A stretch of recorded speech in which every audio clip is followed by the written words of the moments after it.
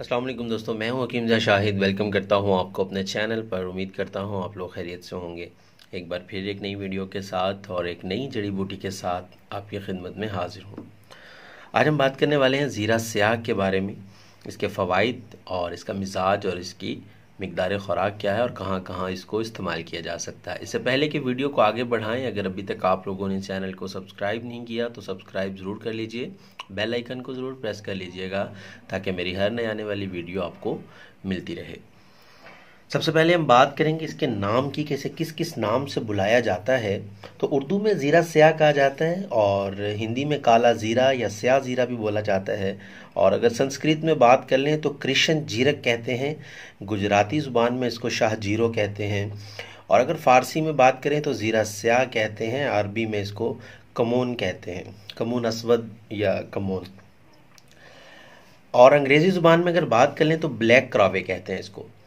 अब ये होता क्या है, ये जैसा ज़ीरा सफ़ेद होता है सेम वैसा ही होता है तकरीबन, मतलब एक दूसरे के मुशाबे होते हैं, लेकिन इनका रंग थोड़ा सा जो है भूरा या स्याही माइल होता है, जैसा कि आपको सामने नज़र आ रहे हैं।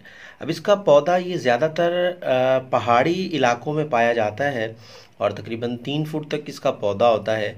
और अगर बात करें इसके फूल की तो सफ़ेद रंग का इसको फूल लगता है, छतरी नुमा, और उसी में ही ये ज़ीरा लगता है। मतलब छतरी नुमा फूल होता है, उसके अंदर बारीक बारीक से मतलब लगे होते हैं, जैसे अगर आपने सौंफ का पौधा देखा है तकरीबन उससे मुशाबहत रखते हैं।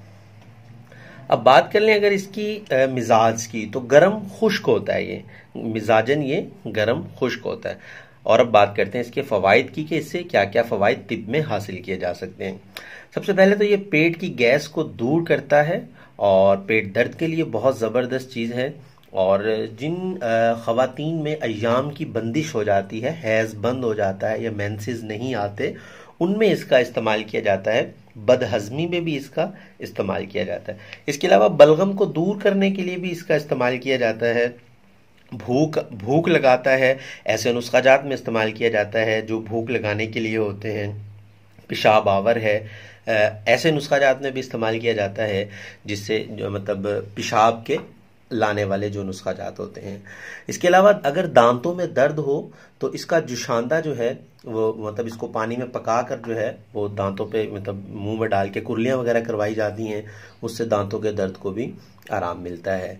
और पेट के कीड़ों को दूर करता है, बहुत ज़बरदस्त चीज़ है। हिचकी के लिए अच्छा है, बवासीरी मस्से जो होते हैं उनको दूर करने के लिए मतलब बहुत ज़बरदस्त ये चीज़ है।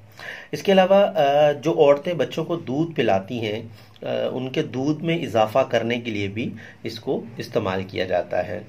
ये इसके फ़वाइद थे। अगर बात करें इसके मुज़र असरात की, तो मुज़र असरात में ये महज़ल है, वज़न को कम करता है, और इसके अलावा ये फेफड़ों के लिए थोड़ा सा नुकसानदेह होता है। लेकिन अगर इसको सर्द तर चीज़ों के साथ इस्तेमाल किया, क्योंकि इसका मिजाज है गर्म खुश्क, और जब इसे सर्द तर चीज़ों के साथ इस्तेमाल करेंगे तो बेहतरीन मतलब हो जाएगा, इसके नुकसानात जो हैं वो काफ़ी हद तक कम हो जाएंगे। और लेकिन अकेला इसको बहुत कम इस्तेमाल किया जाता है, हमेशा मुरक्कब की सूरत में ही इस्तेमाल किया जाता है। अब अगर बात कर लें इसकी मिकदार ख़ुराक की, तो 1 ग्राम से 2 ग्राम तक इसकी मिकदार ख़ुराक है, लेकिन इसको ज़्यादा इस्तेमाल नहीं करना चाहिए। 1 ग्राम तक इसकी मिकदार ख़ुराक बहुत है। तो उम्मीद करता हूँ आज की वीडियो आपको पसंद आई होगी। अगर वीडियो पसंद आए तो लाइक कीजिएगा, शेयर कर दीजिएगा ताकि आपके साथ साथ दूसरों का भी फ़ायदा हो जाए। आज के लिए इतना ही था, मिलते हैं किसी अगली वीडियो में। हकीम ज़ा शाहिद को इजाज़त दीजिए। अल्लाह हाफिज़।